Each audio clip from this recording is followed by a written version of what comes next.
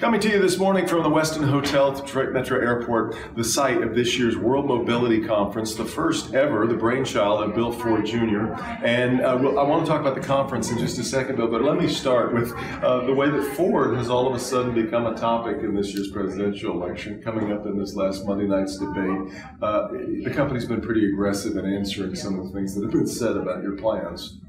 Yeah, I mean, look, we're about as American as you can get. And the USA is our home, and we are the largest maker of cars and trucks in the USA, more than any of our competitors. So, and we've been investing like mad in the US. We've added 26,000 jobs in the US. And, you know, I went and saw Donald Trump about 6 weeks ago and had a meeting with him, and he knows all this. It just plays well? Then is that what you're suggesting? Well, I'm not sure. It may play well with some people, but the facts are the facts, and the facts are we're investing heavily in our hometown. Let's talk about mobility then as we move this up. This has been something that you've been talking about for a long time. You keep me up at night because you were the one that taught me years ago that 30% of the traffic in any big city is just people looking for a place to park, which really in a nutshell tells us the way that our mobility problems have mounted and where we're trying to go. Yeah, I mean, it has to happen because major cities around the world have become almost unlivable due to traffic, and it's going to get worse unless we do something about it. You know, my partner is here, Ralph Booth, who he and I years ago started talking about this very thing, and in fact that solutions were going to have to evolve to address these issues. So we formed a venture capital fund some years ago, and it was interesting. When we first did it, we got a lot of blank stares from people saying, number one, why are you doing this? And number two, the automakers don't see this as an issue, so why are you guys worrying about it?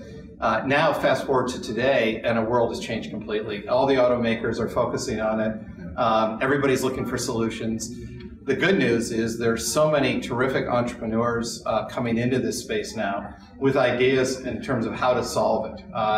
And it's really, we have a very interesting intersection now, I believe, between capital coming in, really smart people coming in, and then the OEMs asking for answers.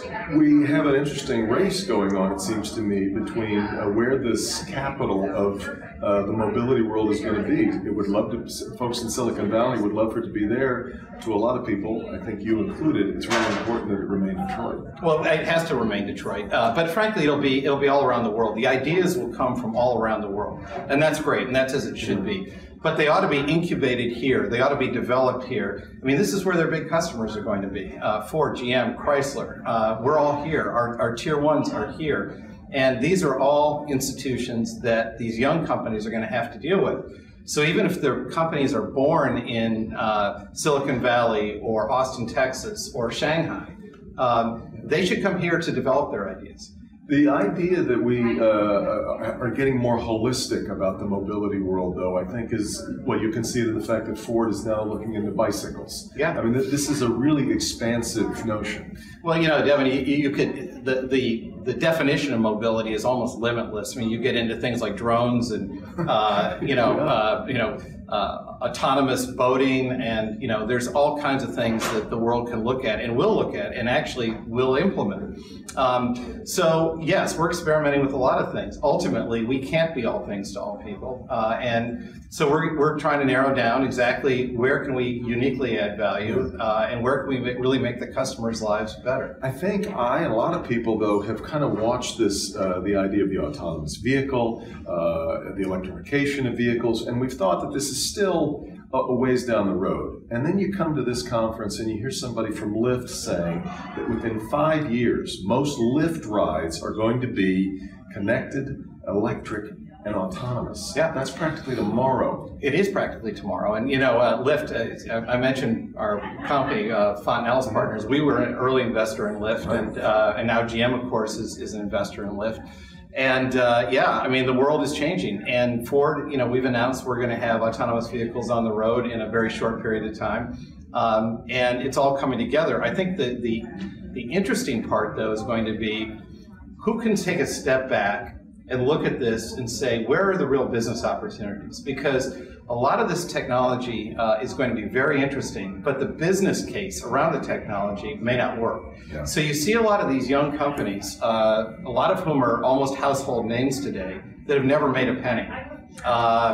And so, so it's going to really be, I think, critically important not only to adopt new technologies, but frankly, to implement new business plans so that not only is this interesting technology that is solving problems, but it's also going to be great for shareholders. Last question. It was almost heresy when you suggested a couple of years ago that the idea of 2 cars in every garage was not what the future was about. Right. Weird thing to say from a guy who came from, the lineage from which you hail.